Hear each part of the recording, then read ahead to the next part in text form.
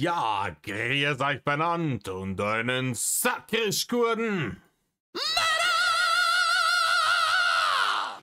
Jetzt Kasperl. Leute. Ich sag's euch, ja. Ich habe heute schon wieder so einen Arbeitstag gehabt. So einen würde ich dem Reini auch mal wünschen.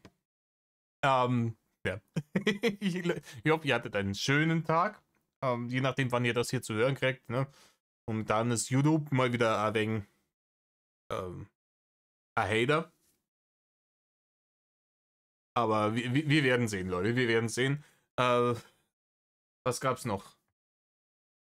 Ding. Heute habe ich wenigstens muss ich keine Gedanken drüber machen, ob irgendwer irgendwas mitkriegt, was bei uns dermaßen arschkalt war, schon den ganzen Scheißtag, damit ich, dass ich hier wirklich die Fenster zu habe. Ne? Das ist ja schon mal wenigstens was. Ach, dieses Jahr war wettermäßig einfach nichts. Ne? Ich weiß, ich beschwere mich in jedem Video darüber, aber ich mag das nicht. Wo sind wir? Genau, Schandtat des Tages. Leute, Schandtat des Tages. Schandtat des Tages kommt heute von Percy Wall. Und es ist natürlich die klassische Forza-Aussage. Ich glaube, die Forza-Aussage ist aktuell eine der bekanntesten Nummern von Rainer, einfach weil sie komplett ins Universum gemimt wurde. Es ist in Reinis Universum. Sogar in Reinis Universum ist wieder seinen Willen die Forza-Aussage ein gängiges Meme. Für alle Leute, die es immer noch nicht mitgekriegt haben, Reini hat mit seiner Top-Ausrüstung und super Internetleitung Forza Motorsports sich geholt und runtergeladene. Und dann hat er sich gedacht, ja, aber während das installiert und so und runterlädt, da könnt ihr ja schon nur eigentlich den Stream anmachen und könnt währenddessen noch ein paar Barren abgreifen. Ne? Im Stream noch ein bisschen mit Geld bewerfen lassen, alles easy. Und ja, dann war es halt einer dieser Laber-Streams, aber es hätte eigentlich ein Gaming-Stream werden sollen. Und dann ist das Thema eben gekommen, weil es immer auf irgendwelche Tragödien kommt, weil Reini natürlich auch immer Tragödien wieder nach vorne holt und um selber irgendwie auf die Tränendrüse zu drücken. Auf jeden Fall war im Chat dann jemand, der von seinen Schicksalsschlägen berichtet hat. Ein Elternteil war bereits gestorben, der andere Elternteil schwer krank. Die Person war offensichtlich dadurch stark belastet, emotional. Und unser Reini, der große Empathielord, der ja laut eigener Aussage so viel mehr Empathie empfinden kann als alle anderen Menschen und der den Schmerz der ganzen Welt fühlen kann, Zitat Rainer Winkler, den Schmerz der ganzen Welt kann er fühlen, der liest diesen Kommentar vor, im Rahmen seiner bescheidenen Möglichkeiten als Analphabet und tweetiert das dann mit, ja, das glaube ich dir gern. Okay, Leute, Forza ist fertig runtergeladen, spielen wir eine Runde. Ja, es ist, ja, was soll man dazu noch sagen? Das ist natürlich räudiges Abschaumverhalten und zu Recht eine Schandtat des Tages. Richtig. Danke nochmal, Percival, für die Auffrischung. Wir befinden uns bei, das muss ich jetzt gleich wieder aufschneiden, weil ich ein Dulli bin. Und zwar bei 4 Minuten 30, ne? 4:30. Geht Reaction los. Entsprechend. Hockt euch her, Samamera. Reißt euch Häube auf. Bringen einer. In Rainer. Sein, dass es gleich einen Donnerschlag macht, weil es blitzt und donnert. Ja. Über Menschen, dass Menschen alle so schlecht sind, das passt natürlich perfekt. So Schandtat des Tages, ne? Hat er geredet, weil alle anderen Menschen sind ja so schlimm und hasserfüllt und empathielos und hast du nicht gesehen, Und deswegen ist ihm ja gar keine andere Möglichkeit geblieben, außer sein eigenes Universum zu erschaffen, damit es dann da irgendwann mal besser wird. Ne? Ich weiß nicht, keine Ahnung. Ob vielleicht mal vor der eigenen Haustür zu kehren und sich vielleicht selber nicht wie der hinterletzte Dirnenspross anderen Menschen im Internet gegenüber zu verhalten, ob das vielleicht schon am Anfang wäre. Ne? Wenn jeder ein bisschen was tut, ist auch viel getan. Ja, aber interessiert ihn ja alles nicht. Ne? Ist ja alles hohles Blabla. Diese ganze Fabel vom Mobbing-Opfer und das ganze Umeinandergeheule, das ist ja eh alles nur ein, wie nennt man das? Nebelkerzen. Das sind Nebelkerzen. Die sind da, um abzulenken davon, was er eigentlich für ein Dude ist. Und das ist halt klassisches Psychopathenverhalten. Man gaslightet die Leute daran, dass alle anderen dran schuld sind und man selber ist halt ist aber die einzige Bastion gegen das Schlechte in der Welt. Haben wir gelacht. Auf jeden Fall soll es jetzt um Gewitter gehen, hat es gerade schon gesagt, irgendwie Donnerschlag, Blitz, bla bla bla bla. Wenn ihn der Blitz beim Scheißen trifft, dann würde ich darüber auch ein Video machen, hätte ich gesagt gehabt, aber ich glaube, das passiert nicht. Es sei denn, dass man wieder obdachlos muss dann draußen, aber dementsprechend, ne, gehen wir rein. Draußen. Bei uns ist halbwegs gutes Wetter, also naja, es ist jetzt dunkler geworden. Wahrscheinlich wird es noch regnen. Wird wahrscheinlich gewittern bei uns. Ja, es ist in ganz Deutschland aktuell. Ich mag Gewitter. Es ist eine der Sachen, die entspannen mich. Ich liebe so ein Wetter auch. So. Einfach episch. Ja, kommt ganz drauf an. Ne? Wenn ich zu Hause bin und nicht mehr aus dem Haus muss und mir ziemlich sicher bin, dass bei mir alles safe ist, nichts davon fliegen kann, etc., dann finde ich Gewitter schon auch ganz lustig, vor allem wenn es dann dunkel ist und man draußen schaut und dann die Blitze in der Ferne sieht. Aber generell ist schon scary manchmal. Ne? Für mich als kleiner Hobbygärtner mit meinen Gaudi-Pflanzen ist natürlich im Sommer während der Anbausaison ist halt natürlich richtig, richtig shit, wenn so ein massives Gewitter kommt. Mache ich mir immer ein bisschen Sorgen um meine Pflanzen, aber uns hat es dieses Jahr einmal, ich baue ja nicht nur Gaudi-Pflanzen an, ich hab ja so einen kleinen Kräutergarten auch und dann ist einmal die Kapuzinerkresse dieses Jahr dermaßen kaputt gehagelt. Just an dem Tag, an dem ich sie eingepflanzt habe und die ist jetzt aber wieder gewachsen, die steht da wie Ansa. Das war Gott sei Dank im Frühjahr. Schaust du dir auch die Blitze manchmal an? Also ich gucke die mir voll gerne an. So. Und manchmal zähle ich dann auch, wie weit die schau mir generell gerne Gewitter an. Hm? Ja,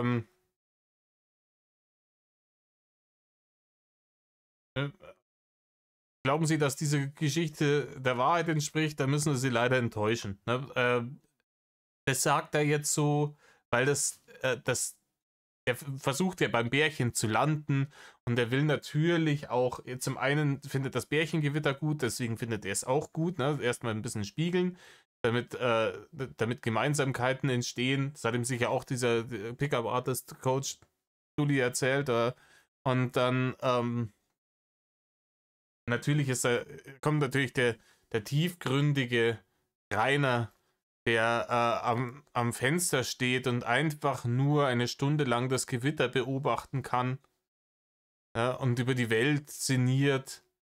Und der kommt natürlich deutlich romantischer rüber als der Typ, dem es eigentlich vollkommen wurscht ist, was draußen für Wetter ist, weil er seit 1,5 Jahren das scheiß Haus nicht mehr verlassen hat und sich ja bei Wind, Wetter, Gewitter, heiß, kalt, hell, dunkel, Sommer, Herbst, Winter, Frühling einfach nur da drin sitzt und immer dieselbe Tagesroutine aus Datteln fressen und Selbstbefleckung bis zur nächsten diabetesinduzierten Ohnmacht. Jeden Tag repeat. Ne?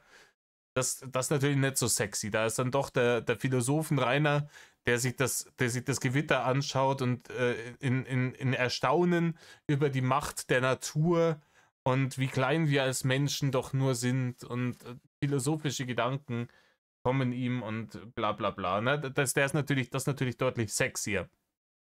Rainer funktioniert halt leider nicht, ne? Alle Leute wissen, wie du drauf, zumindest die, die auf deinem scheiß Discord-Server sind. Wann begreift der Mann eigentlich, dass es für einen normalen Menschen, der kein Hater ist und kein Met produzieren will, absolut null Grund gibt, auf seinen scheiß Discord zu gehen? Checkt er nicht. Checkt er nicht. Am liebsten sitze ich eigentlich unter am Pavillon oder so, wenn es nicht allzu kalt ist vor allem. Am besten mit einem heißen Getränk, einem Tee oder einem Ja, am besten noch ein Pavillon mit so einem Metallgestänge, Rainer. Das ist eine richtig schlaue Idee, sich da hinzusetzen, wenn es gewittert, Rainer. Das ist richtig, richtig schlau. Rainer, ich bin gern im Erdgeschoss am Fenster, wenn ich mir ein Gewitter anschaue. Ja, im Erdgeschoss am Fenster in einem Haus, das einen Blitzableiter hat. Das macht mehr Sinn. Im Pavillon draußen sitzen ist vielleicht nicht die allerschlauste Idee. Ich meine, du kannst ja natürlich auch mit der Metallstange an einen Baum raufkraxeln und die in die Luft halten. Ja? Das ist ungefähr genauso schlau, aber da haben wir wieder das Problem, dass er natürlich den Baum nicht aufkämmt. Ja? Stellt euch vor, der agil wie ein Ohrkatzel kraxelt er den Baum auf. Ja? Kaffee oder so in der Hand. Und dann schaue ich am liebsten diesem Unwetter immer zu. Das liebe ich wie sonst was. Ja, Unglaublich geil. das Ist auch ein stimmt. unglaublich geiles Feeling. Und Ja, richtig geil. Rainer, ich weiß nicht, ob du überhaupt noch irgendwas feelingst, ne? Ich weiß es nicht.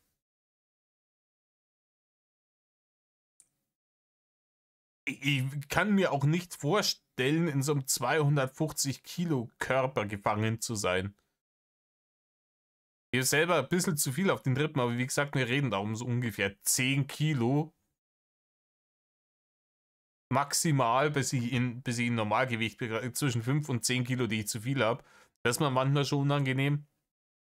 Aber wenn ich jetzt einfach easy mehr wie das Doppelte wiegen würde von dem, was ich wiegen dürfte, fast das Dreifache eigentlich, ist eine Albtraumvorstellung. Ich sag's euch, wie es ist. Alles schwitzt, alles ist. Boah, weiß ich nicht. Weiß ich nicht. vor allem, wenn der Regen vorbei ist, ich liebe den Geruch von Regen draußen dann. Mhm. Das ist was Tolles. Am liebsten mag ich das, wenn auch noch frisch gemähtes Gras dabei ist. Wie bitte? Was ich auch noch liebe, ist frisch gemähtes Gras dabei. Wenn es geregnet hat, auf frisch gemähtem Gras, boah, es gibt nichts Geileres. Außer wenn der Nachbar auf die Idee kommt, am Wochenende zu mähen. Das ist nicht ganz so toll. Ich bezweifle, dass er bei stürmendem Regen mit Blitz und Donner Ding macht. Na, das nicht. Was? Ja, wie kommst du dann drauf, wenn du das bezweifelst? Auch dazu ist, das Wort Wochenende ist ja, das hat ja für Rainer fast jegliche Bedeutung verloren, ne? Weil Wochenende heißt für Rainer, dass er Uwe nicht zum Supermarkt Discounter Fertigfressi für die Mikrowelle kaufen schicken kann. Das ist Wochenende für Rainer. Ansonsten ist jeder Tag der gleiche für ihn. Das war in der Schanze auch schon nicht anders, ne? Woran hat der Rainer gemerkt, dass das Sonntag ist, weil der Zwingel zu hatte?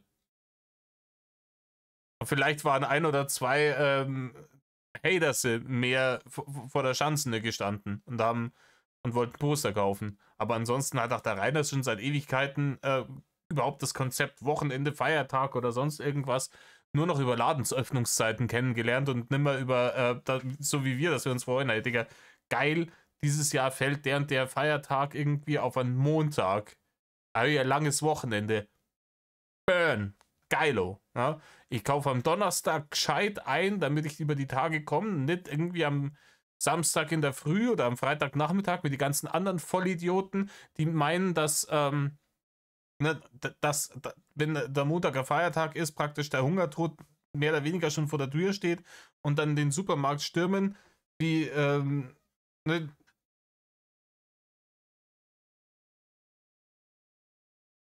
Vergleiche einfügen, mir fällt jetzt gar nichts an.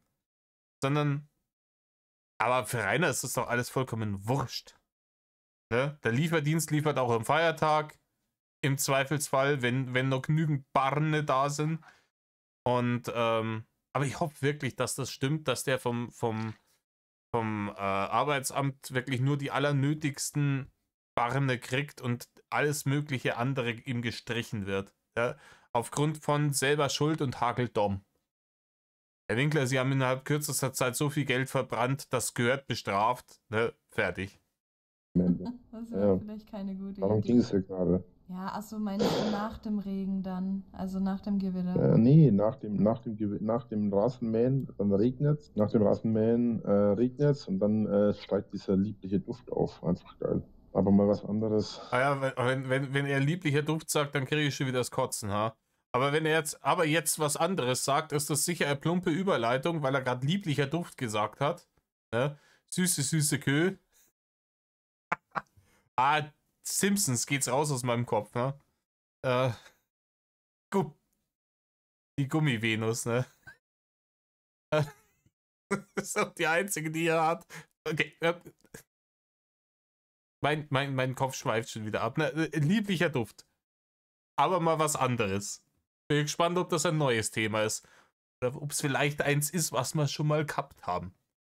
Morgen ist ja bestimmt, also morgen ist ja Feiertag. Ja. Geht's heute Abend noch irgendwo hin für dich oder? Nee, ich bleib zu Hause. Ich habe nichts vor. Okay. Bungee Hast du eigentlich Jumpen. hast du morgen schon irgendwas vor? Nee, auch nicht tatsächlich. Ich Okay. weiß nicht, vielleicht frage ich meinen Bruder, ob er vielleicht irgendwie Lust hat, was zu machen, aber du schon Pläne? Also für morgen nicht. Heute Abend, wie gesagt, treffe ich mich ja oder will ich eventuell ja noch mit der Zoe zocken. Nicht zocken. Mit der Zoe Film schauen, genau. Ich weiß aber ja noch nicht, ob es klappt. Das hat sie mir nur nicht sagen können. Dann machen die Watch Together, ne, oder? Ich glaube, bei denen kann man das auch machen, oder? Bei Amazon Prime. Dass man so einen Link schickt und dann zusammen irgendwie was schaut und beide kriegen es zeitgleich irgendwie auf den Rechner gestreamt. Ja, weiß nicht. Ich fühl gerade das Bärchen ein bisschen, weil ich weiß nicht, ob es jetzt am Alter liegt oder ich liebe faule Abende auf der Couch. Ne? Meine bessere Hälfte, unsere Katzen. Ne? Man hat dann immer so einen schnurrenden Flauschball irgendwie auf dem Schoß liegen. Die wechseln sich dann auch manchmal ab. Und dann, mir ist schon passiert, dass ich auf der Couch eingeschlafen bin, mit der einen Katze auf dem Schoß und aufgewacht mit der anderen Katze auf dem Schoß. Und ja, ne, das ist dann das Positive, was ich dann wieder aus dem Herbst und aus dem Winter nehme, auch wenn ich die Jahreszeiten nicht so sonderlich mag, weil ich dann doch eher so ein wärmeaffiner Mensch bin. Sonne und so, Sommer, lange Tage, abends im Garten sitzen, Bierchen trinken. Aber im Winter hat man dann wenigstens jetzt hat es wieder einen halben Meter Schnee herlassen. Arsch, da bleiben wir daheim. Nix gibt's, keine soziale Interaktion. Ne? Alle Wolldecken, die wir haben, drauf auf die Couch. Wir drauf, Katzen drauf, Fernseher an, Arsch lecken lassen. Ne? Und wenn man ganz dekadent ist, noch beim Italiener bestellen oder sowas. Traumabend. Ein absoluter Traumabend. Mal schauen. Ja, toi toi, ne? Hm. Weißt du schon, was für einen Film ihr euch anguckt? Nö, haben wir ja auch noch nicht. Alter, es geht's ab. Ja, ich habe gehört, da gibt es einen ganz tollen mit so einem Typen in so einem Acrylanzug und einem Delfin, Rainer. Toller Film, den muss man mal gesehen haben. Und danach, Bock haben, Two Girls, One Cup. Ja? Ein bisschen was Anspruchsvolles, ne? Für den Film-Sommelier praktisch, ne? Draußen. Nee, haben wir auch noch nicht drüber gesprochen. Wird sich noch ergeben, denke ich. Okay. Ja, das Gewitter höre ich sogar bei dir im Hintergrund. Ja, das ist das Gewitter, was aus seiner Plastikbuchse kommt, ha, Bärchen.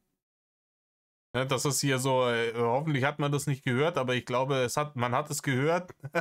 Ich sage jetzt einfach mal, das war die Couch.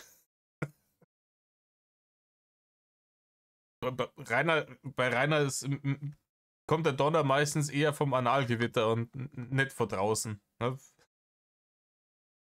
Und das Fenster, nee, das Fenster, die Entglasung des Fensters ist schon wieder rückgängig gemacht worden, schon vor einem Dreivierteljahr, glaube ich, oder sowas. Eine Zeit lang war ja da einfach so eine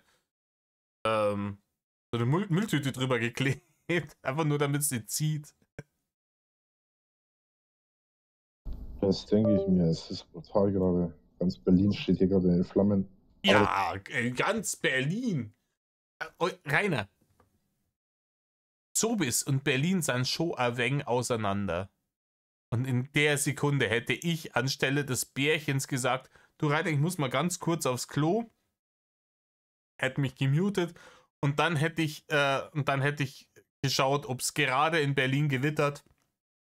Mit Webcam hätte ich geschaut. Und dann hätte ich geschaut, ob es in Zobis gerade gewittert. Ne? Das war heute Mittag. Ich war ja vorhin, nachdem wir aufgehört haben zu telefonieren, war ich ganz kurz mal draußen gegenüber im Deli. Und da hat es auch schon geschüttet wie aus Eimern. Also ich bin da bloß mal kurz über die Straße gehuscht. Also einmal über die Straße und dann zwei Gebäude weiter nach rechts. Und da ist dann ein Deli. So ein Tagesladen irgendwie, der 24/7 offen hat. Und ja, Reini, wenn du in Berlin wohnen würdest, dann wüsstest du, dass die Dinger Spätis heißen. Ne? Ich wohne nicht in Berlin. Ich war in meinem Leben 4-mal. Ich glaube, ich war 4-mal in Berlin. Und ich weiß, dass die Dinger Spätis heißen. Ich weiß auch, dass die Semmeln da Schrippen heißen. Und ich weiß auch, dass die Leute, die dich in der Bäckerei bedienen, ne, nicht unhöflich sind, sondern dass das halt einfach die Berliner Art ist. Ne? Das ist ein wenig schnippische, so ein bisschen sassy. Da muss ich mir ein bisschen dran gewöhnen. Als ne? Südländer im Vergleich. Ja, mit einem heißen Temperament, vollem Blut. Hohen Alkoholpegel. Aber, genau, die Dinge heißen Spätis. Die heißen Spätis. Aber ich glaube, keine Ahnung, ist vollkommen wurscht. Ne? Sterne gibt es auch in Zobis, aber es ist nur, Rainer trinkt ja kein Bier. Ne? Nicht mehr. Und Sterni wahrscheinlich sowieso nicht, ne? Es sei denn, er mischt einen halben Liter Sterni mit 3 Liter Schwibi-Schwabi. Und da bin ich dann kurz reingehuscht. Ey, ich war nur. Ja, stellt euch den Rainer vor, wie er kurz irgendwo reinhuscht. Ganz grazil ist er über die Straße getänzelt und huscht mal schnell irgendwo rein. Jeder, der seine Woggle-Videos kennt, weiß, wovon ich spreche.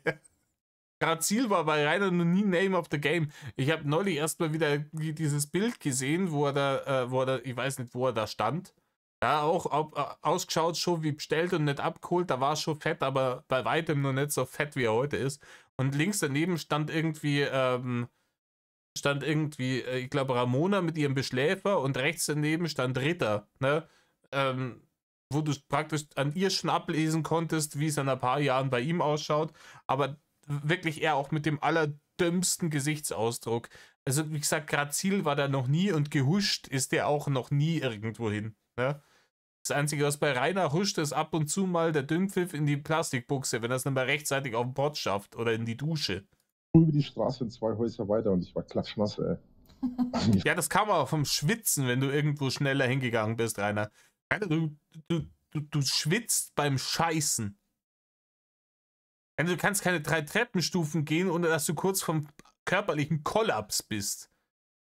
Und wenn du sagst, du bist mal schnell über die Straße gehuscht, kann ich mir vorstellen, dass du am nächsten, auf der anderen Seite erst einmal einen tiefen Zug aus der Sauerstoffflasche gebraucht hast.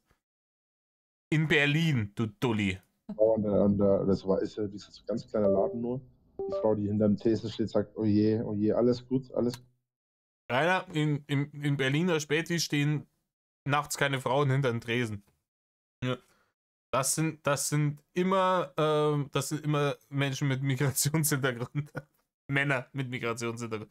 Ja, in ganz Berlin, wie gesagt, ich war erst 4-mal da, aber ich war in den Zeiten häufig in irgendwelchen Spätis und ich habe in ganz Berlin in irgendwelchen Spätis nachts noch keine Frau gesehen, die da drin stand. Ne? Gut. Und ich sag so, ja, Wie gesagt, das mag es geben. Ich kriege jetzt die Kommentare wieder aus Berlin, aber mein Lieblingsspäti, das mag es geben. Aber ist, glaube ich, nicht die Regel. Ne? bloß Wasser, aber trotzdem. Boah, nee. Ich weiß gar nicht, was das für eine Frau ist. Ich glaube, das ist eine Türkin, aber ich bin mir nicht sicher. Ach Mann, auf jeden Fall krasser Laden. Hm? Nö, ich habe nur gesagt, vielleicht. Er ist ja schnell rübergehuscht, ne, in den Späti, hat sich schnell 5 Sternis mitgenommen und eine Flasche Lachgas. Packung Zigaretten. 3 11 Bars, dann war er happy. Ja?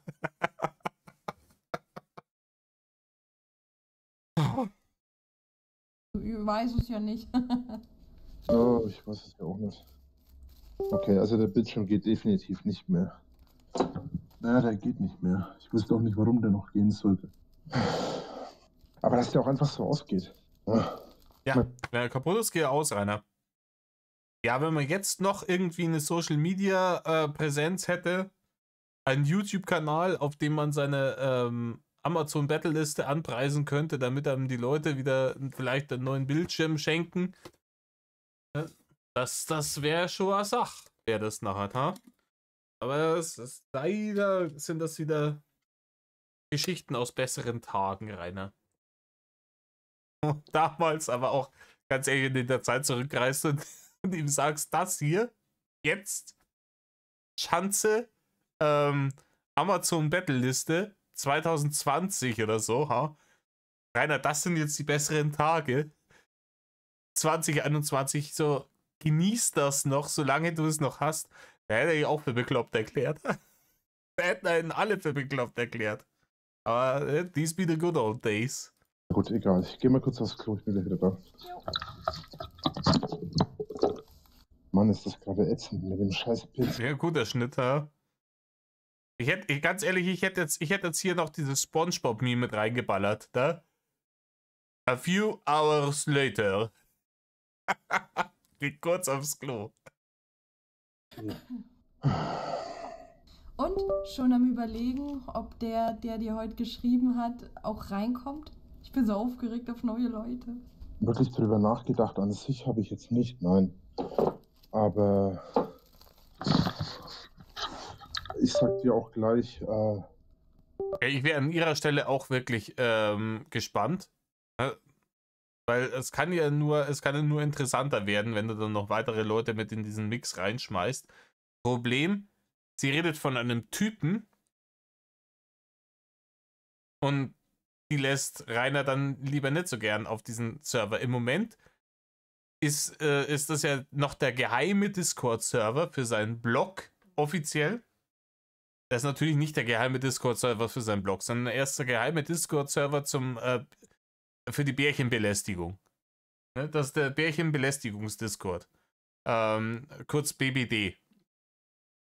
Und das will er sich natürlich nicht kaputt machen, dass in dem Moment, dass er sich hier noch einen anderen Sackträger reinholt, ne? Da denkt er dann wieder zurück an Demon, der in seinem Revier gewildert hat, hat er gelacht. Und das will er sich natürlich nicht, die gehören jetzt ihm. Ne? Die ist praktisch hier vom Hausmeister angeleckt. Heute bin ich wieder wild mit den Pop-Culture-References und mit dem Denglisch. Der Denglisch-Kasper ist auch hart am Start, aber hey, vom Hausmeister angeleckt, wer kennt's? Bitte. Legendär. Legendär. Nee, dem passt es gerade ganz gut. Ne? Der hat jetzt die 2 Bärchen, die sind relativ oft, ist mindestens eins von den Bärchen online. Und er versucht jetzt die erstmal klar zu machen, dem geht es ja überhaupt nicht um diesen Scheißblock in der Situation. Das ist ihm vollkommen wurscht. Ne? Das heißt, da wird dann auch niemand mehr dazugepackt, der nicht eventuell vielleicht noch ein drittes Bärchen ist. Ein Sackträger wird der im Leben da nicht reinpacken, weil er weiß, auch wenn das keine Bärchen wären, die sind beide Single, theoretisch auf der Suche, oder ist die eine nicht, vergeben? Ich glaube, beide sind Single. Und er weiß ganz genau, die Chance, überhaupt eine von denen klar zu machen, wären sie keine Bärchen, droppt sofort auf 0, wenn irgendjemand anders da ist. rechne mal nicht in den nächsten Tagen damit. Obwohl die eine hat ihm erzählt, sie wäre lesbisch, oder? Nee. Oder? Ah, ich hab's schon wieder vergessen. Vollkommen wurscht, auf jeden Fall will er keinen zweiten Sackträger, nicht, dass dann noch jemand in seinem Revier wildert. direkt. Okay. Weil er muss ja auch erstmal ein paar Kommentare schreiben. Ich meine, ihr habt jetzt wie lange? Fast 2 Wochen Kommentare geschrieben. Und von dem, Ja. aua! Und von dem gibt es halt bloß eine Handvoll Kommentare gerade. Wo ich auch noch nicht ganz so sicher bin, dass ich davon halt so weiß. Deswegen ein bisschen schwierig, das Ganze. Der Laptop geht mir echt auf den Sack. Vor allem sehr kontraproduktiv dann für den Blog. Ich hoffe, der Laptop geht da nicht irgendwie Das hat down mit dem oder Blog so. ja nichts zu tun. Naja, aber Das hat nein, ja mit ich dem meine, Blog wenn. nichts zu tun. Nee, weil du meintest, der Laptop an sich hatte auch Probleme. Und wenn der auch noch irgendwie komplett futsch geht, weiß nicht, wie schreibst du dann den Blog? Naja, wenn es wirklich hart auf hart kommt, dann schreibe ich ihn mit dem. Mit dem guten alten Aukitel. Ja? Beste Handy, Survival-Handy, das überlebt eine Atomexplosion. Aber wenn es ihm runterfällt am Bahnhof, aus einer Höhe von 1,20 Meter, dann ist hin. Ne? Das gute Survival-Aukitel. Das geht's ja ab da draußen. Und Ja. da geht die Welt runter. Wenn es hart auf hart kommt, kann ich ihn mit dem Tablet schreiben. Ja. Ach, du hast ein Tablet. Ja, okay, dann. Oder mit dem Handy. Geht beides. Ist nur Da ist ihm jetzt kurz eingefallen, dass er gar kein Tablet hat. Und Motorrad fährt er auch nicht. Im Übrigen, wer auch immer mir das reingeschrieben hat, mit dem, weil ich dauernd ich fahre kein Motorradreferenz reinballer, gib halt einfach kurz bei Google ein oder bei YouTube, ja, Drachenlord oder Rainer Winkler fährt Motorrad oder so. Da findest du das Quiz irgendwo. anstrengend. Abwarten. So, ich wechsle mal eben auf den PC. Okay, Controller. Oh, ey, das hat sich schon wieder angehört wie so ein obszöner Anruf, oder? Okay. Das war schon fast wieder auf My Honey Level, Das ist so hardcore. Wenn es wenigstens Anzeigen gegeben hätte, wenn der Bildschirm geflackert hätte, wenn der Bildschirm irgendwas gemacht hätte über ein paar Tage hinweg oder was. Ja, was hättest du dann gemacht? Da hättest du genauso nichts gemacht, einer. Wie wenn Anzeichen dich jemals zum Handeln angeregt hätten. Rainer, wie viel Anzeichen, dass du bald Metal Off sagst von deinem Gesundheitszustand, willst du denn noch haben? Ne? Seit 15 Jahren hat's schon angefangen mit den adipösen Anzeichen. Oh, ich kann keine 3 Treppenstufen mehr gehen oder dass ich komplett am Verrecken bin. Ich habe dauernd Wasser in die Haxen. Mir faulen die Zähne raus. Es schimmelt unter meinen Titten. Keine Ahnung. Ja? Du bist ja große, auf so Warnzeichen, da reagiert der Rainer immer sofort. Ja? Hätt's doch nur irgendein Anzeichen gegeben. Hätte zum Erdbärchen-Situation, wo es immer gerne rausholst, der Mittwoch. Ja, wenn es da irgendein Anzeichen gegeben hätte, dass es eine Haterin ist, die dich verarscht. Also so wie, keine Ahnung, 1000 Leute, die das geschrieben haben, bevor du diesen drecksdämlichen Antrag gemacht hast, Rainer. Anzeichen sind ja scheißegal. Die ignorierst du komplett. Du bist dieses Meme von diesem Zeichentrickhund in dem brennenden Haus, der sagt, I'm fine. Keine Anzeichen haben dich schon immer nicht interessiert. Weißt du, was dich immer interessiert hat? Harte Konsequenzen. Es sind immer harte Konsequenzen, die nötig waren, dass Rainer handelt. Und dann hat er aber auch wirklich schnell gehandelt. Da hat er sich aber auf einmal schnell informieren können, wo er sich da noch rauswindeln kann. Ja, ich habe Windeln gesagt. Nein, er geht einfach aus. Noch da? Ich bin noch da. Kamst nicht durch? Oh, dann habe ich wieder zu leise geredet. Ich habe gesagt, scheiße, das ist halt Kacke dann. Aber hoffen wir mal, dass da nichts irgendwie futsch geht oder sonst was. Glauben wir mal ins Beste. Ich glaube auch immer noch, dass der Bildschirm irgendwann funktioniert. Bin mir sogar ziemlich sicher. Nicht einfach. Das Komische daran ist halt, dass er einfach ausgegangen ist. Das ist halt das, was mich merkwürdig daran triggert. Ich bin technisch leider nicht so gut bewandert. Ich kann dir da leider nicht helfen, Rainer. Wirklich. Alles gut. Macht. Ja, ich weiß auch nicht, wie lange Lebenszeit so ein Bildschirm hat, wenn man 24/7 laufen lässt, aber Ist ja nix. So. wir kennen alle, wir wissen alle, wie Rainer mit seinen Habseligkeiten umgeht, ne? Da brauchst du nicht wundern, wenn der Bildschirm relativ schnell einen Arsch hoch macht. Also, ja, ich will da weitermachen. Ich habe da gestern angefangen, habe noch eine Errungenschaft gerissen. Und ich will innerhalb von 4 Stunden das Spiel durchspielen, was ziemlich heftig sein dürfte, weil ich habe noch nicht einmal eine Stunde durch. Also viel vor. Ja, ja. Ja, keine Ahnung, so Speedrunning-Trophies, wenn sie halbwegs machbar sind, finde ich manchmal ganz lustig. Die zwei, die mir einfallen, die ich gemacht habe, war God of War 1. Das habe ich tatsächlich platiniert. Und Stray. Stray hat auch so ein Ding, wo du sagst, ja, wenn du es in der und der Zeit musst du schaffen für eine Trophy. Und das hat auch echt Spaß gemacht, weil ich habe das einmal ganz gemütlich durchgespielt und habe mir meine Zeit gelassen und habe alles angeschaut. Es ist ein wunderschönes Spiel. Und danach halt, ja, jetzt muss das irgendwie in unter so und so viel Stunden, ich weiß nicht mal, wie viel es waren bei Stray, musst du es durchspielen und wenn du weißt, wo du hin musst und was du machen musst, ist das relativ geradlinig. Da gehst dann durch, bam, bam, bam, bam, bam und kommst am Ende. Nicht zu viel Puffer, ne? Also dass du schon noch dir denkst, oh, es könnte knapp werden, aber doch relativ easy machbar. Definitiv. Alter. Okay, geht immer noch nicht. Wahnsinn. Wow, ruckel, ruckel, ruckel. Okay, ich glaube, der Rechner schmiert gleich ab. Könnte aber auch mit dem gerade erzeugten Donnerschlag zusammenhängen. Ja, na, Rainer, ich glaube, das liegt schon eher an deinem Rechner, ne? Und ganz ehrlich, der Mann allerspätestens, ich sag's allerspätestens, wenn dieser Laptop das Zeitliche segnet, wird der Mann wieder auf Tickety-Tockety Big Matches machen und um Barne betteln. Weil wenn der keinen Rechner mehr hat, was soll er dann machen? Weil dann fällt ihm die Decke auf den Kopf. Da wird dann schnell noch irgendwie geschaut, Tickety-Tockety vielleicht irgendwie über Umwege, vielleicht ist dann dieses Mal Uwe das TikTok-Barne Muli, an den die Kohle erstmal geht, der sie ihm dann bar gibt, ne, damit es am P-Konto vorbeigeht und er nicht Gott bewahre, vielleicht doch nochmal seine scheiß Schulden bezahlen könnte. Aber dann müssen die Barne wieder her. Also gerade ruckelt ist auch gerade Hardcore. Alter, ruckel, ruckel, ruckel. Okay, irgendwas stimmt gerade nicht. Lass mich mal kurz was ausprobieren. Bist du noch da? Ich bin noch da, ja. Bist du noch da? Ja, ich habe ja gerade gesagt, dass ich da bin.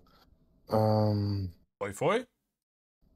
Gut, dann schauen wir mal. Vielleicht hört es jetzt auf zu ruckeln. Okay, soviel zu dem Thema. Alter, okay, ich glaube, ich kann das mit dem Streamen vergessen. Nee, ich glaube auch. Ach, scheiße. Ganz vergessen, ich darf hier nicht sterben. Das ist eine Eule. Merk dir den Satz, Rainer. Merk dir den. Du wirst ihn in naher Zukunft noch mal brauchen. Die ist nur durch durch einen Fluch verändert worden. Die ist als solche geboren. Und ziemlich verbittert aufgrund dessen auch. Ich glaube, ich muss nachher mal in meinem Buch weiterschreiben. Ja, schreib mal. Schreib weiter an deine Bücher. Jede Geschichte, die du da schreibst, ist ein weiterer Nagel in deinem Sarg. Das klingt gut. Ich bin da echt gespannt drauf. Oh! Okay, das wird noch richtig nervig. Ach ja, was ist denn eigentlich die Überraschung, die du machen möchtest in, ich glaube, was sind 2 Monaten? Ich weiß gar nicht mehr, was jetzt auf dem Blog stand. Da hast du irgendwas angekündigt. Ja, Ankündigungslord wieder am Stissel. Komisch. Er hat gesagt, irgendwie im August soll er stattfinden. Der August kam, der August ging.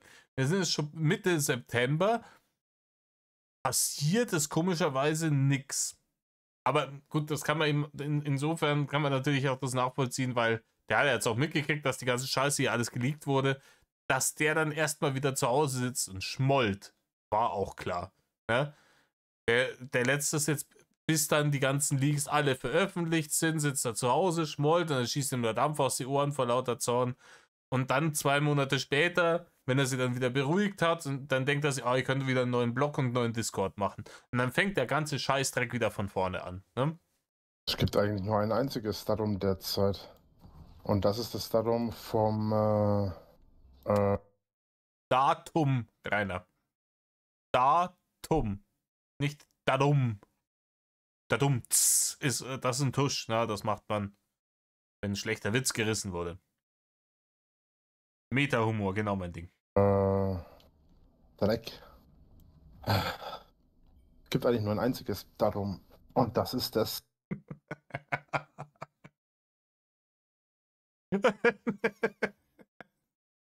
Ja. Es gibt nur ein Darum. Was mit dem mit dem Juli, August. Ja, genau. Ja, das ist das mit der Webseite. Ah, das ist das dann. Okay. Ich habe die nicht auf dem Schirm Das gehabt. sollte es. Aber mittlerweile glaube ich fast nicht mehr dran. Willst du es doch aufgeben, das Projekt? Ich weiß noch nicht. Wahrscheinlich noch sehr unschlüssig wegen den Büchern, wo wir ja vorher geredet haben, ne? Nehme ich mal. Ja, genau. Boah, ich habe keinen Bock mehr. Man kann denn dann einen Speicherpunkt nach dieser Sequenz machen? Nervt, dass ich da jedes Mal warten muss. Mach halt einen Speicherpunkt nach diesem Punkt. Ja, na, Speicherpunkt nach der Sequenz, also zwischen Sequenz und Bossfight ist vielleicht nicht so schlau. Ich habe das in dem einen Video schon gesagt. Schlau ist skippable Cutscenes, ne? Gut, musst du halt dann selber entscheiden. Ist halt nur wichtig, dass du dich dabei wohlfühlst, weil sonst ist es halt auch Mist. Ja, klar. Das ist Sinn des Ganzen. Boah, Alter. Ich glaube nicht, dass ich es in unter 4 Stunden schaffe. Jedenfalls nicht, wenn ich die ganze Zeit immer wieder zurückgehen muss. Hey, Kuh, komm her. Na komm, Kleine. Ich weiß nicht, hat er jetzt vom Spiel gesprochen oder vom Kackduschen, ne? Wir werden es nie herausfinden. Kleine Kuh. In Deutschland hat er sich da auch ein bisschen an Spatz ins Nest gesetzt. Mit dem Namen. Keine ollen Buddies. Ein Spatz ins... Hä? Wer dann eine Grube gräbt, hat einen Spatz in der Hand, oder... Hä? Setzt man denn einen Kuckuck ins Nest? Die wurde von anderen Eulen, die hier gelebt haben, fertig gemacht. Weil sie anders ist. Dann hat sie sich so verändert, ja. Nein, die sah vorher schon so aus. Die wurde so geboren. Aber, das gefällt mir nicht. Die wurde so geboren, aber die wurde von... Alter, warum hast du mir jetzt das nicht auf X gemacht, du Vollpfosten? Die wurde so geboren, aber die ist von anderen halt fertig gemacht worden. Ja, sogar sogar Eulen erfahren Mobbing. Die Welt ist so schlimm, Rainer. Die Welt ist so schlimm. Ab ins eigene Universum ist alles besser. Da gibt es keine mobbenden Eulen mehr. Ja, und das ist auch der Grund, warum sie halt Kuh nicht mag. Aber der Schuld daran natürlich die Erwachsenen. Die Erwachsenen fürchteten sich vor ihr und so haben sie sich gegen sie gewandt. Und die arme Kuh die arme Shriek damit in Verzweiflung gestürzt. Wie es halt überall auf der Welt läuft. Die hütet die Stille. Ja, da sind wir hier am Ende von dem Ding. Dann brauche ich nicht mehr zu sagen, außer weiter geht's im nächsten Video. Wir sind ja erst bei 43 Minuten, Digga. Ne? So billig lasse ich euch nicht davon kommen. Ja, da geht noch was. Naja, also die Eulen werden auch gemobbt. Ich weiß nicht aus welcher Story, dass es jetzt aus dem Spiel ist oder aus irgendwas anderem. Ist mir auch vollkommen wurscht. Ne? Das ist wie überall, ne? Alles ist genau, in irgendwelchen Geschichten ist immer alles genauso wie bei ihm in seinem Leben. Deswegen, er ist auch Naruto und Dragon Ball und so, das ist auch alles. Und hier One Piece, das alles er, ne? Das ist genauso wie bei ihm. Und die haben alle ein Happy End gehabt, glaube ich. Keine Ahnung, ich habe nichts davon gesehen. Und ne, dementsprechend kriegt er auch ein Happy End. Und weiter geht die wilde Fahrt. Okay, das Ding heißt Drachenbarde, Schriftstellerlord und die Angel. Ne? Leider Gottes wird es wahrscheinlich nicht der Drachenbarde sein aus hier der YouTube-Kanal. Große Empfehlung. Ne? Drachenfeuer, der rote Rudi etc. Ganz tolles, ganz tolle kreative Arbeit im Game. Die KI hat hier wieder reingeschissen. Wenn ihr euch das Bild genau anschaut, dann schreibt hier der KI-Rainer auf einer bereits vollgeschriebenen Seite immer weiter, aber das ist eine Dummheit, die würde ich ihm auch im Real Life zutrauen. Aber hier aus so einer Wassertonne angeln, auch das traue ich ihm zu. Ne? Schauen wir mal, was das hier. Ich hoffe wirklich, dass kein Gaming-Blubbel mehr ist. Ne? Hörbücher, Tee, Honig, Angeln. Schauen wir mal. Huh?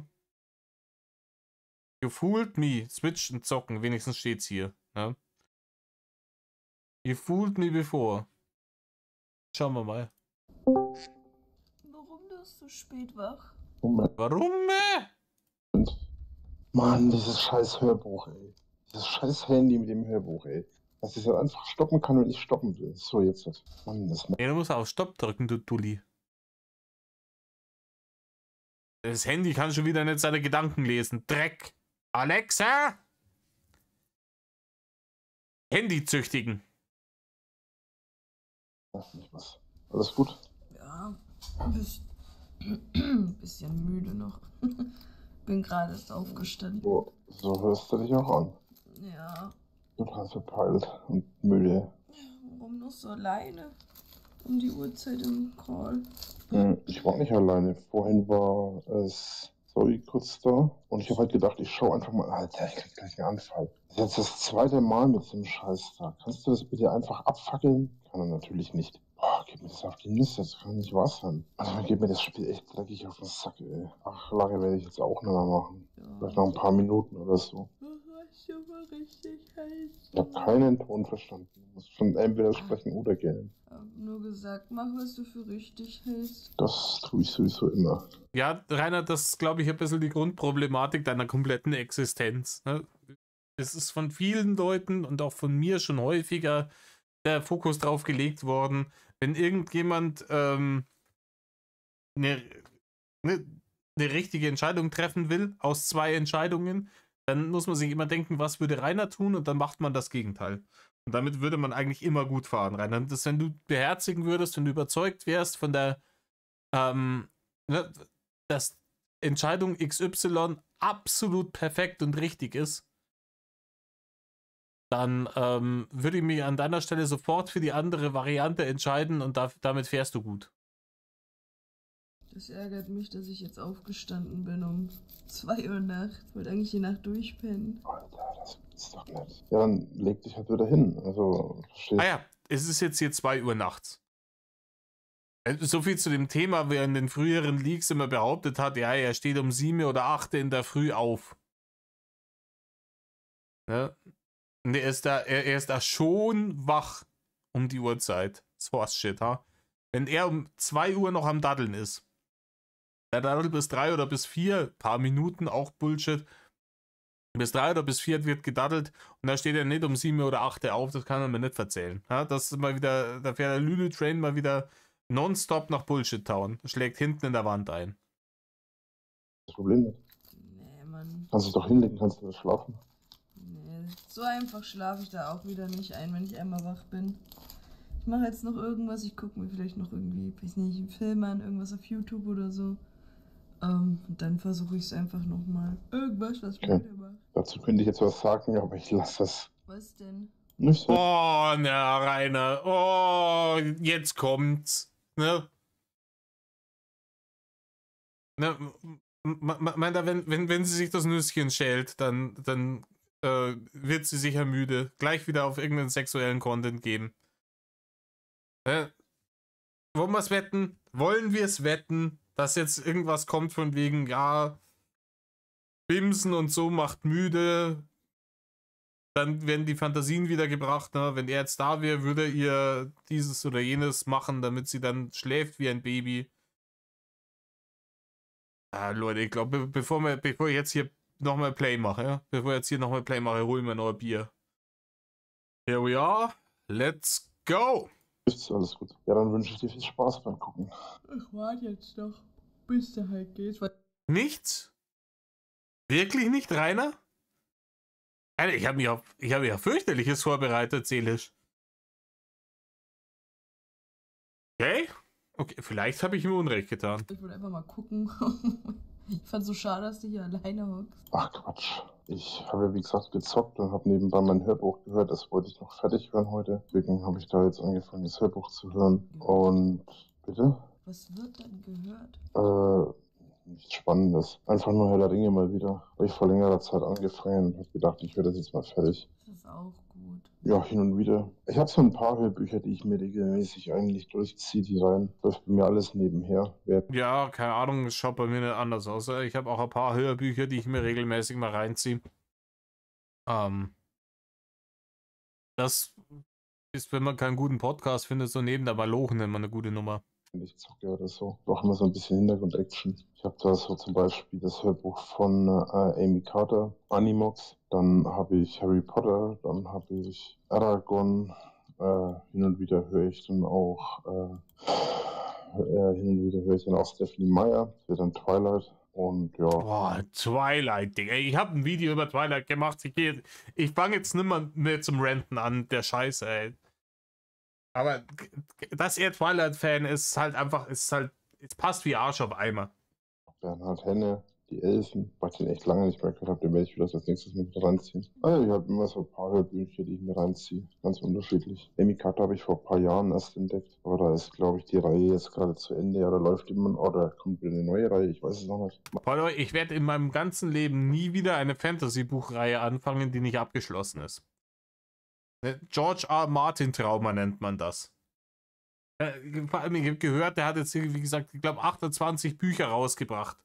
Zwischen 2011, wo der 5. Teil von Song of Ice and Fire rausgekommen ist, und 2015, bald 16, wo immer noch nicht der 6. Teil rausgekommen ist. Ich würde am liebsten mit jedem einzelnen dieser Bücher alle in so einen großen Bettdeckenüberzug reinpacken, noch ein paar Kopien von Elden Ring und keine Ahnung, vielleicht noch so eine klotzige Xbox mit den Ecken nehmen.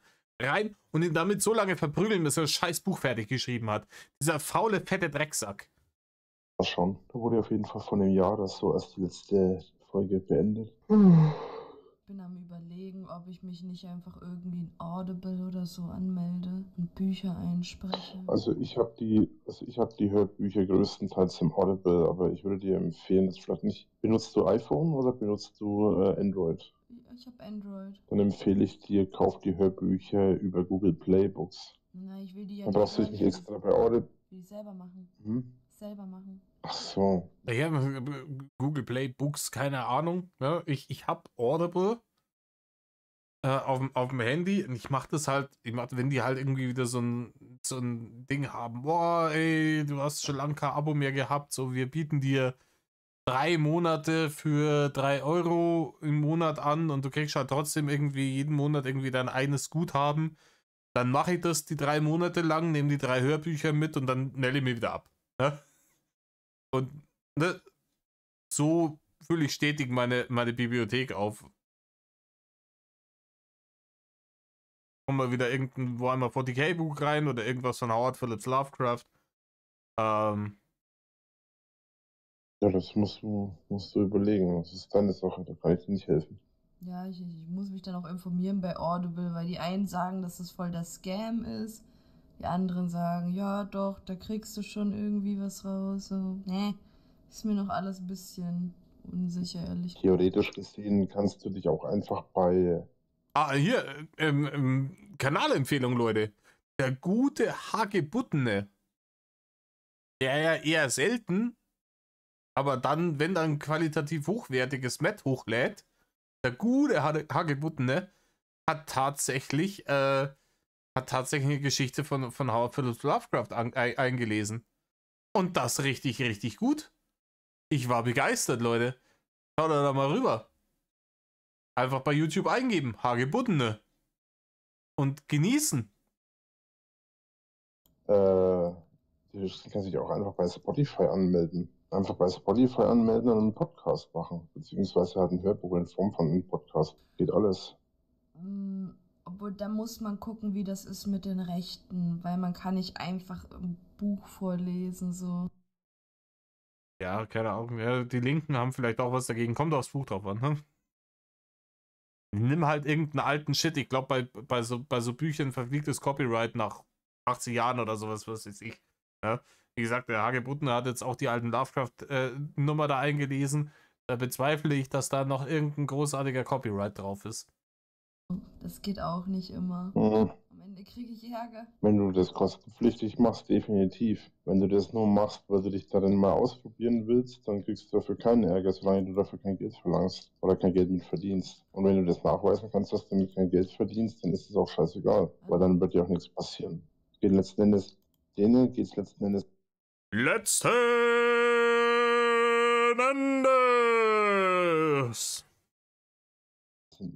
darum, Geld zu verdienen. Wenn du damit Geld verdienst, kriegst du... Nein, Rainer, es geht da vielleicht nicht direkt darum, Geld zu verdienen. Vielleicht geht es ja auch darum, dass sie da Freude dran hat. Damit meistens Probleme. Mein gut, das ist natürlich jetzt sehr vereinfacht ausgedrückt, aber das ist so meine Erfahrung damit. Ja, nee, bei Audible wäre es ja safe. Die kriegen ja die Bücher gestellt. Ich habe nur was gesucht, wo ein bisschen Taschengeld reinkommt, so weiß ich nicht. 10, 20 Euro im Monat extra oder so. Ja, keine Ahnung, wie so ein YouTube-Kanal, auf dem man Discord-Leaks veröffentlicht. Von Rainer. Und ein kleines Taschengeld dabei rum. Ja? Ich schau mal schnell, was die Aufrufe haben. Ja, so im Durchschnitt 15.000 Aufrufe auf die Videos, wenn die monetarisiert sind. Wie gesagt, ich weiß nicht, ob die monetarisiert sind, weil ich es über YouTube Premium schaue. Dann da kommt da schon ein kleines Taschengeld rum. Muss man sagen, ja, da geht was. Ja, aber da musst du dich dann aber bei einem Verlag anmelden, nicht bei Audible. Weil die Hörbücher, die bei Audible rauskommen, das sind ja Hörbücher, die von Verlägen vorgelesen werden. Also das sind ja die Verläge, die haben bestimmte Leser. Beispiel bei David Nathan, Digga. David Nathan ist, glaube ich, was das angeht, Legende. Ne? bei Amy Carter ist es zum Beispiel jetzt warte mal, muss ich kurz überlegen.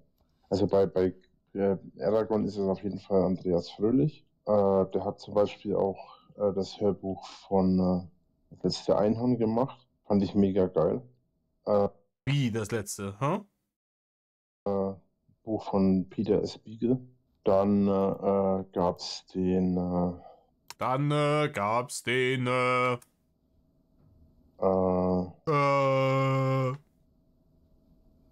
dann gibt's Rainer? Gibt's dann den? ich weiß gerade gar nicht auswendig, wie die meisten heißen. Auf jeden Ja, das ist scheiße, wenn der Kopf nur auf 2 Pötten läuft, aber dann würde ich halt vielleicht nicht flexen damit. Fall sind Auf halt jeden Fall, meistens irgendwelche bestimmten Leute, die das machen, das nicht. Ach so, die Leute, die so Hörbücher einlesen, das sind immer irgendwelche bestimmten Leute.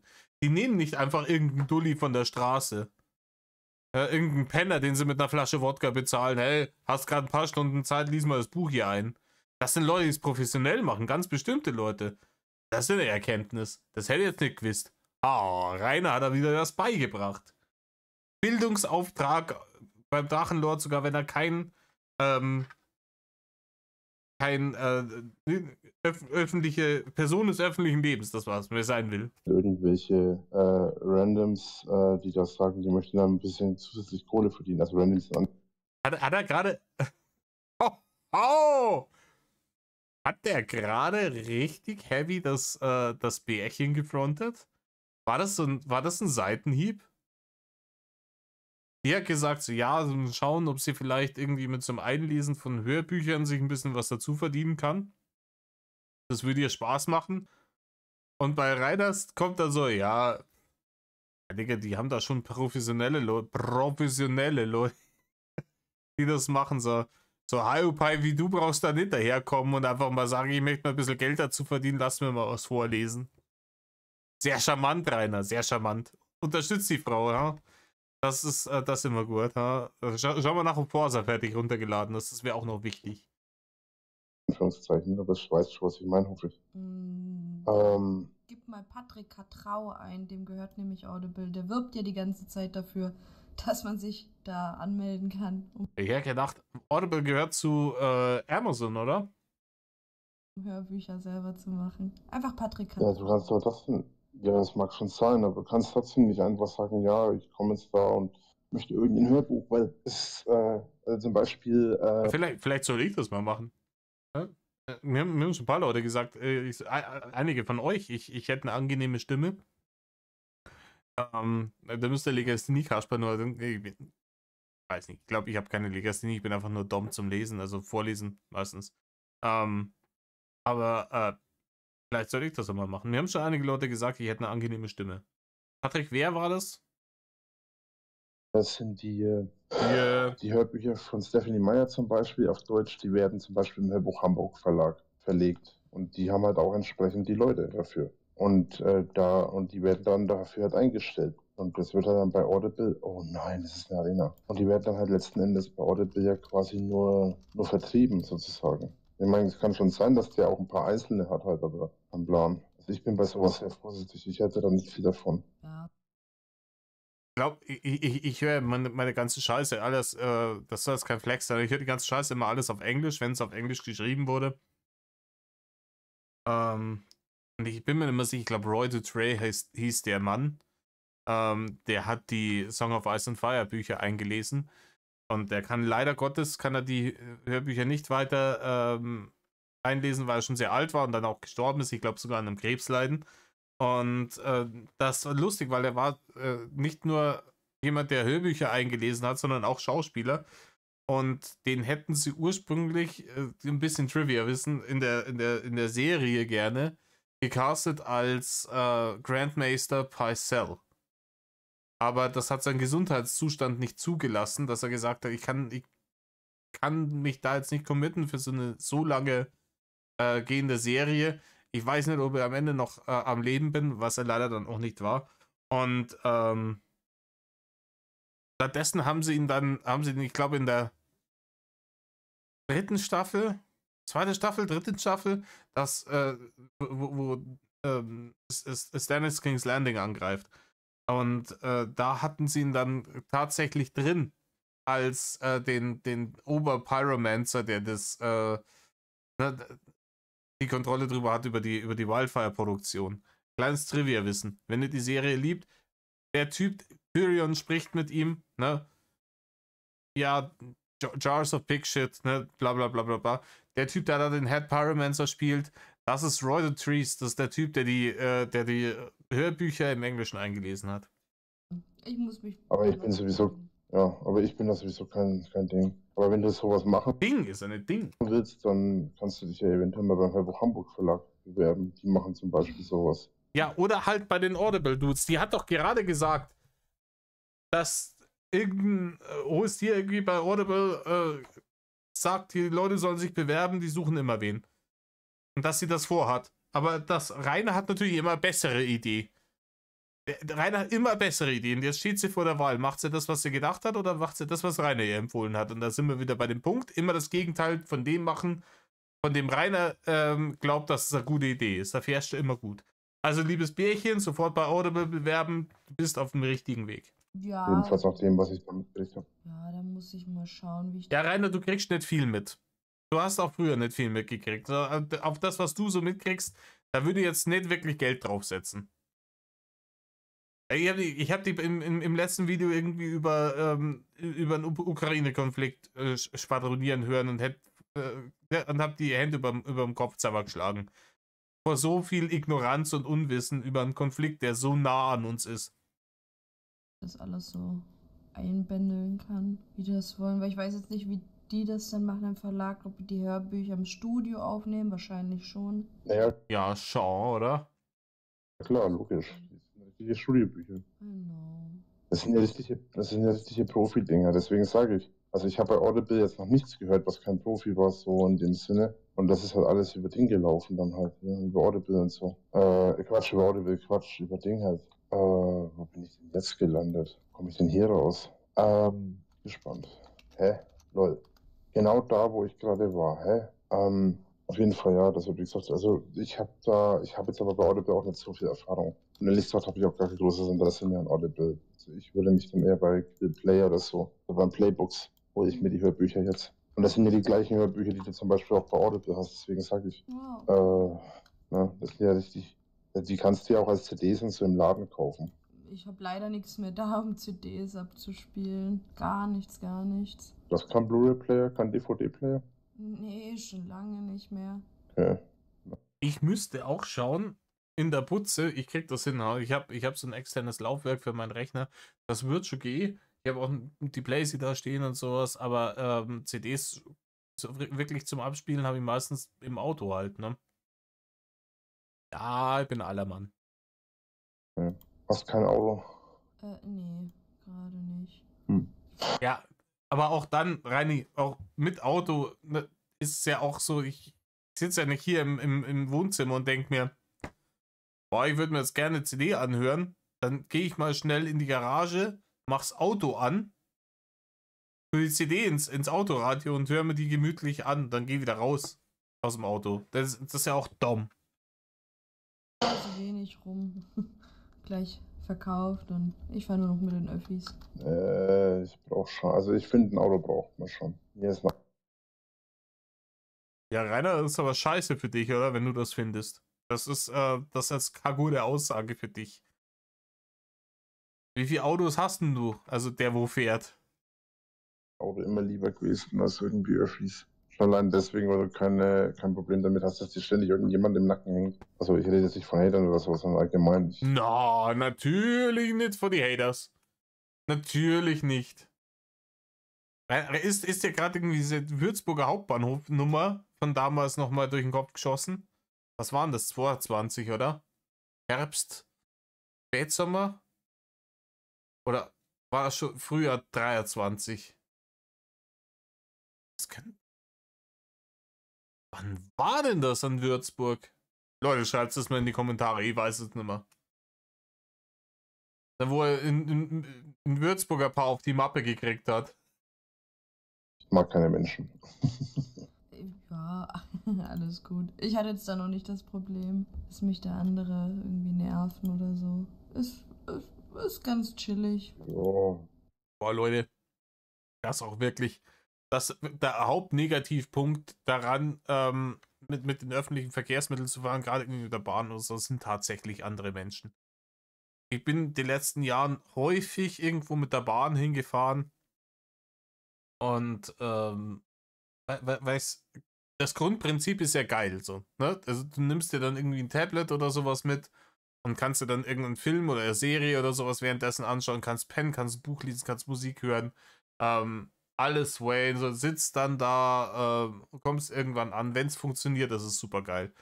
Aber das Nervigste sind zum einen natürlich die Inkompetenz der Deutschen Bahn und zum anderen sind es die anderen Menschen im Zug. Und was ich da schon erlebt habe, da habe ich wirklich da habe ich die Hände über dem Kopf zusammengeschlagen.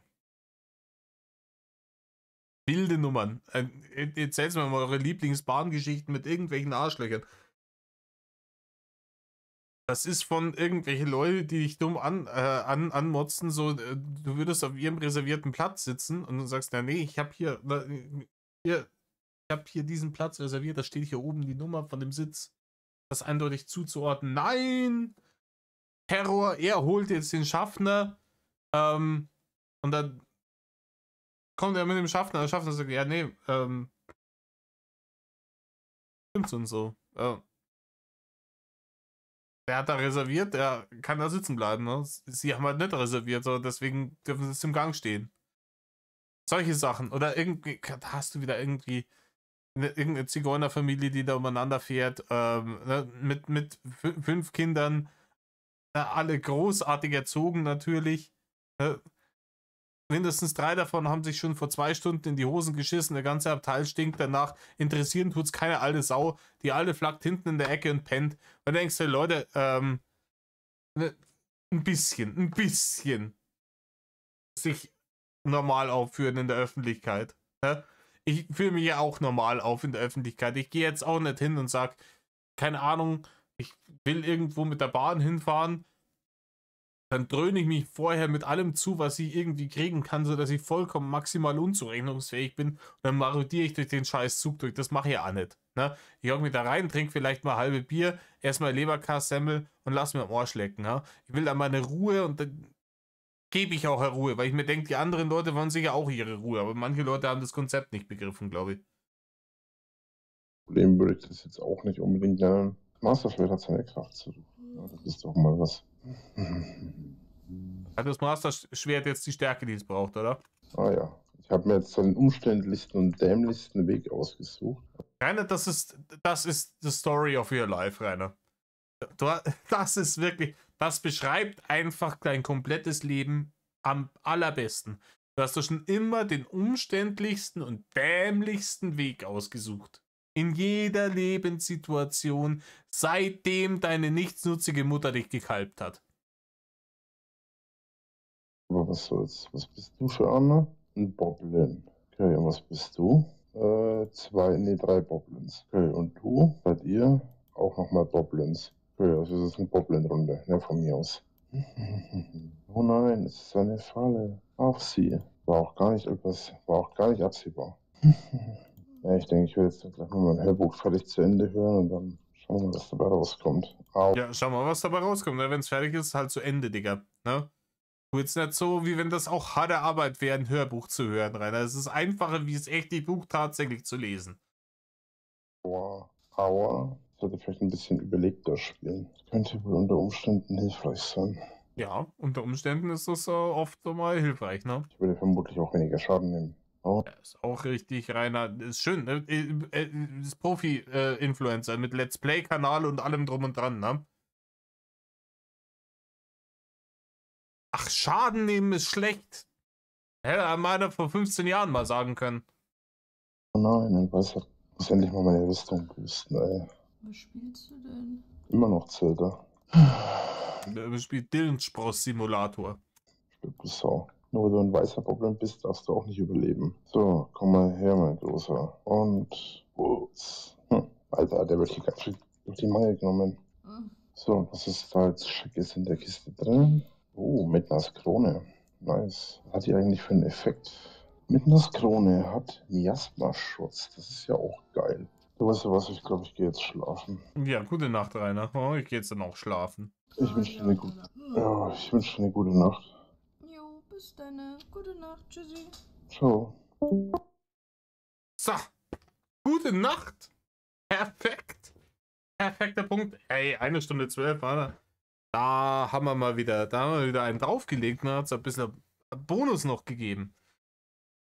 Ja, Leute, es war jetzt nicht die spannendste Folge, ist so, aber ganz ehrlich, ich war mal froh, dass ich jetzt nichts irgendwie über abartige Snoozo-Praktiken hören durfte oder dergleichen oder ne, Zeuge von offensichtlicher sexueller Belästigung werden musste, sondern einfach so ein bisschen gemütlich dahin gebrubbelt. Bin zwischendurch ein bisschen abgeschwiffen, ich hoffe, ihr verzeiht mir das. Und da sind wir Gucci. In diesem Sinne, Leute. Tut nichts, was Rainer tut. Medal of.